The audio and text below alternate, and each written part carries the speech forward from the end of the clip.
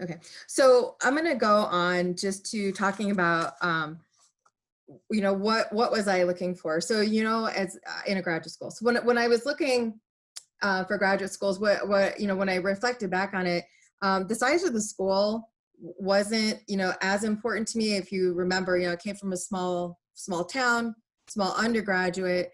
So I'm surprised, that I would look at something like an IU or a Ball State to go to, right? But if you think your small liberal arts schools are not going to really have a lot of graduate degree programs because they are an expense to an institution. You're going to find them at larger institutions. But the interesting thing, though, is that when you go to graduate school, what you recognize, what you'll realize is that the world in which you operate and you move shrinks down considerably. So, if you were at a school, say the size of UW-Madison. So if you can, kind of use that as somewhat of a measuring stick, or an Ohio State or what have you, what you find is that instead of ping-ponging from each end of campus, you're going to be living in your major department building. You are going to be living in your major library that supports your field. And if you're in a lab science or whatever, that's where you're going to live. So your university experience will shrink down to a mere number of buildings. So you could go to a very large campus, but you'll be seeing a very small part of it. Okay, so if going to someplace really large is intimidating, I think, just, remember that. Location, as you can tell, I stayed in the Midwest. I'm an Illinois girl. It's where I started out. And I never left the Midwest while I was in school. Now, since then, in my career, I have been to North Carolina, I've been to Kentucky, I've been to Ohio, and now I'm in Wisconsin. So the idea of leaving the Midwest is not scary anymore, but I think there's something to be said for, if you have a good family structure that, feels good for you to stay by. I would think so.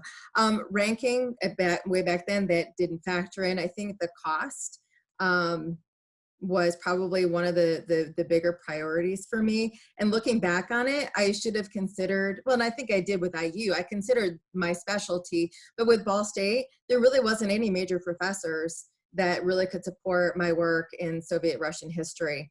There are now, there wasn't anything back then. So I really think that there was a lot more I probably should have done at the time that I was looking for graduate school. I didn't really consult anybody for my graduate school. I mean, at a small institution, I only had a few major professors. And, beyond supporting my decision to go to graduate school and providing those letters of recommendation that you will probably find yourself needing, I didn't really talk to anybody about graduate school. Timeline for application process. Of course, I started applying in the fall of my senior year. When you look at the programs, they're going to give you very specific time frames. So when I look back at my degree program now, even today, if you want to just simply go to graduate school, there's not a huge lead time to be able to join the history master's program at Ball State University. The difference comes in is when you're wanting to be considered for graduate assistantships. That there's a longer decision process there. And so if that's something that's important for your graduate work, you're likely going to have to back up your timeline in order to make sure you get your materials in for consideration for those assistantships. And Erin, if you find anything that is different in your experience, I welcome you to jump in.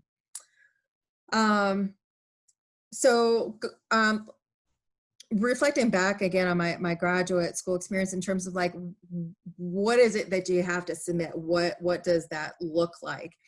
Some of the threshold requirements that you see are a certain level GPA. So this one required a 3.0 GPA. You had to create a resume. You had to write a statement of purpose. You had to submit a writing sample. You know, there are changes that have occurred with the GRE. When I look back, when I look today at their website, they don't even require the GRE anymore unless you want a graduate assistantship, and then they require it. How did I prepare for the graduate school exam? I did not take any formal coursework. Even when I was way back when I was studying for ACTs, I never took any formal prep courses.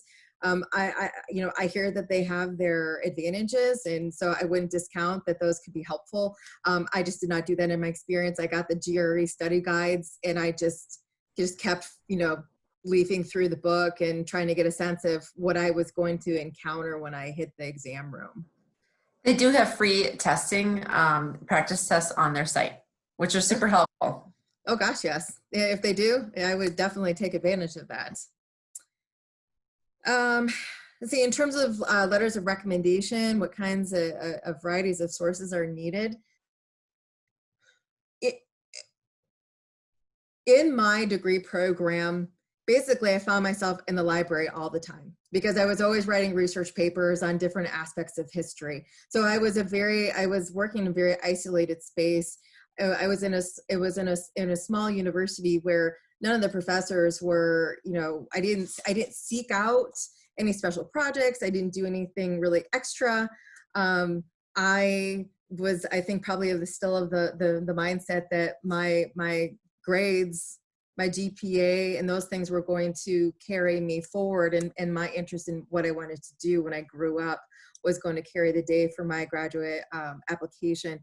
I mean, things may be different. You guys may have been part of a research team. You might have done some work with one of your major professors. Those are the things I would say when you reflect back on your undergraduate experience. Who are the persons that can speak to your acumen, your capacity to perform work, your capacity to excel in your field? You definitely want to make sure you know that they're going to write you a really strong letter of recommendation. And if someone says, you know, I'm not really sure I can do that, then I would definitely step away. And they're right to say, and it's okay that they say that. It's better if they are transparent, because a lot of times those letter of recommendations, those are going to be sealed and sent separately to your institution that you select. That's electronic. There are going to be sent probably links, right, to submit letters of recommendation. Erin, would you say that's probably on the digital plane now? It's electronic, so you'd probably send a link to say, here's my application and here's the link to my— Yes, all will be electronic now. Yes. So you won't, so unless the people that you asked to say, would you mind sharing a copy with me, right? Or they may say, yeah, and I'll give you a copy of what I send along. You are not going to see those letters on the back end. They are walled off from the rest of your application. Yeah, you might even waive your right to see it. Okay. All right, so I've kind of gone through kind of like the admissions process. Let's just stop for questions, and if you want to type in questions to the chat feature, that's fine. I'm even welcome if you want to open up your mics and ask the questions. Wow, I've covered it all on the admission side of things.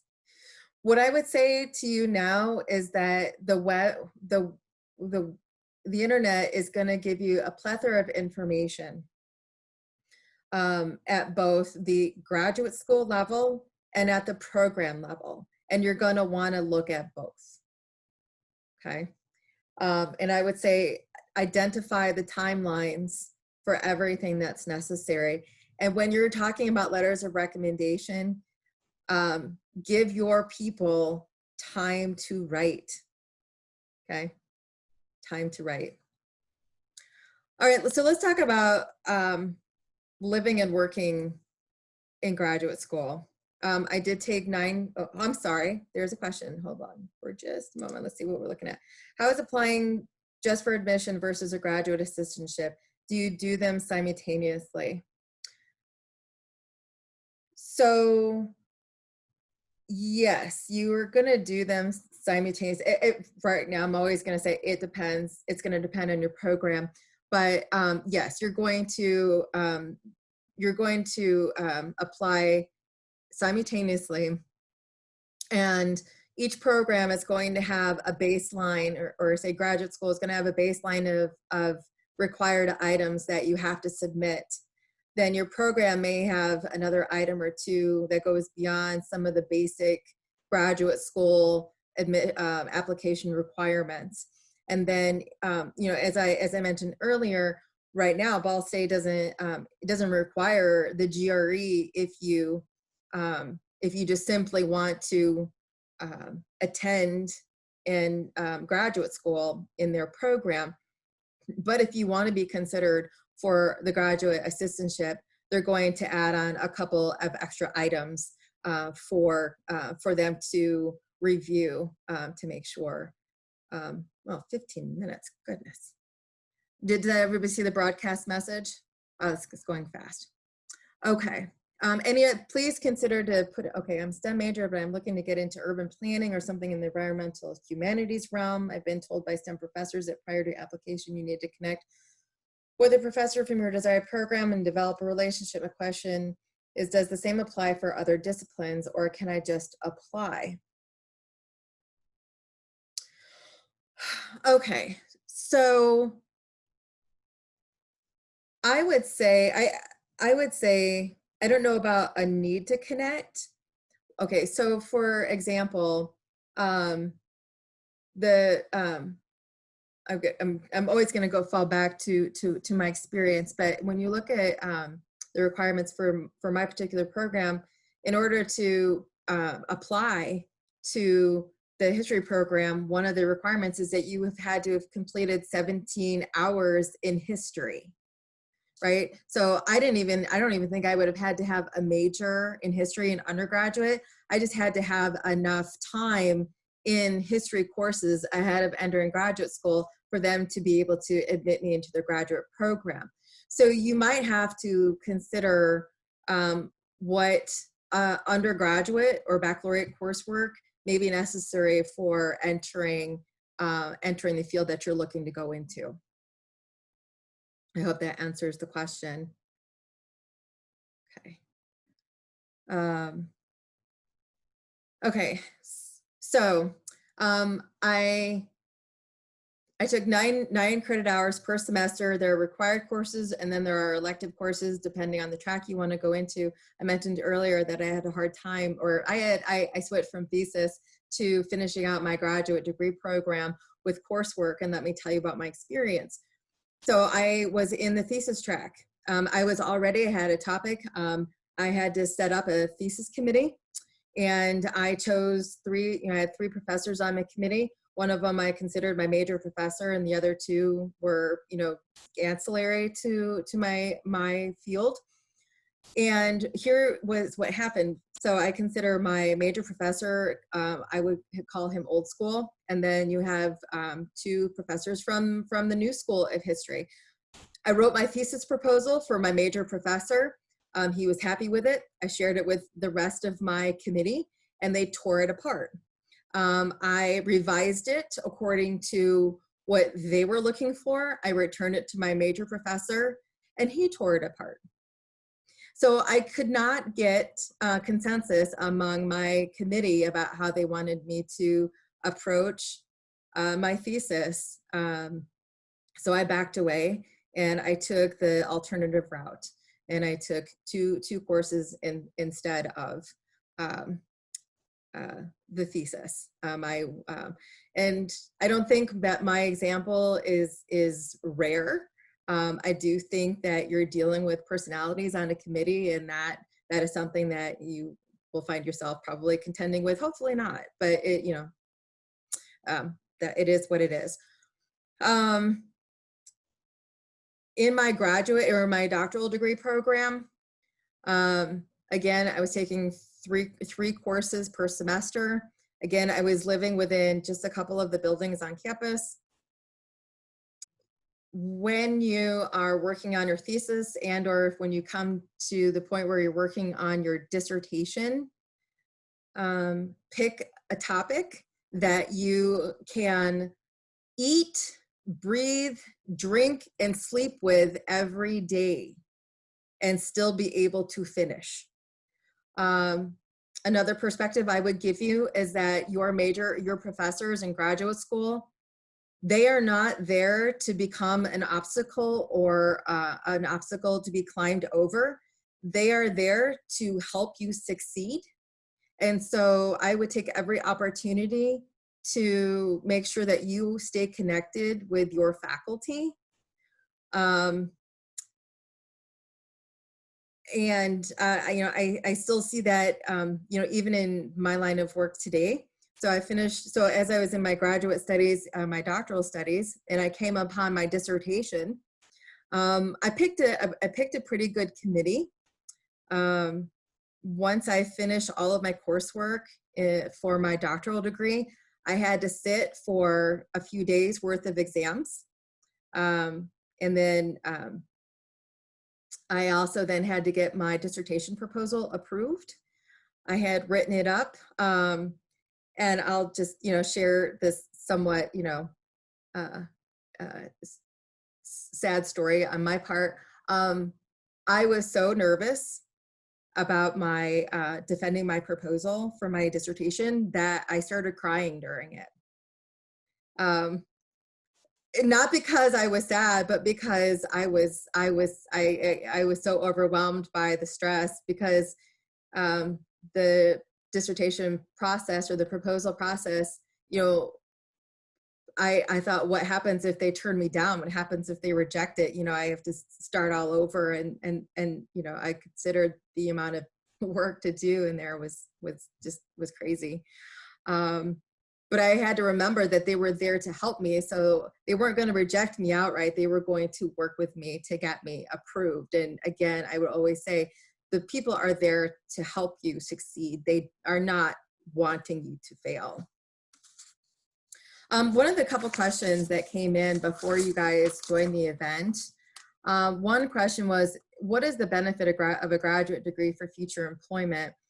When I reflect on that one, and I think a lot about the job market. So as you know, I started out rigidly believing that I was going to become a history professor. And in order to be a history professor at the community college level, you many times find yourself only needing a master's degree in order to teach. You need to have enough credit hours to be able to teach at the community college level. When you are at the 4-year institutions of higher education, you're required to have a terminal degree in your program. So for me, having a graduate degree was a requirement, okay?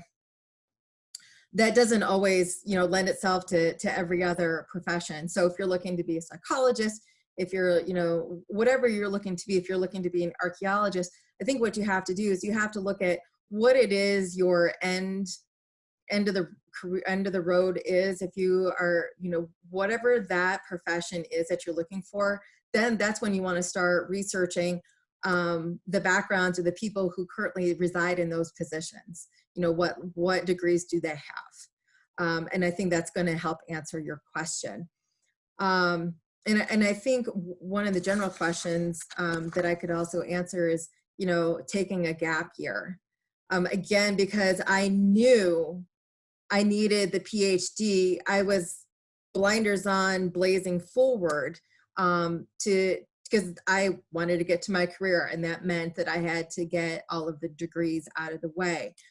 Conversely, though, if you think about, a gap year, when you look at the requirements for graduate school, there's nothing that says that you have to go from one to the other without stop.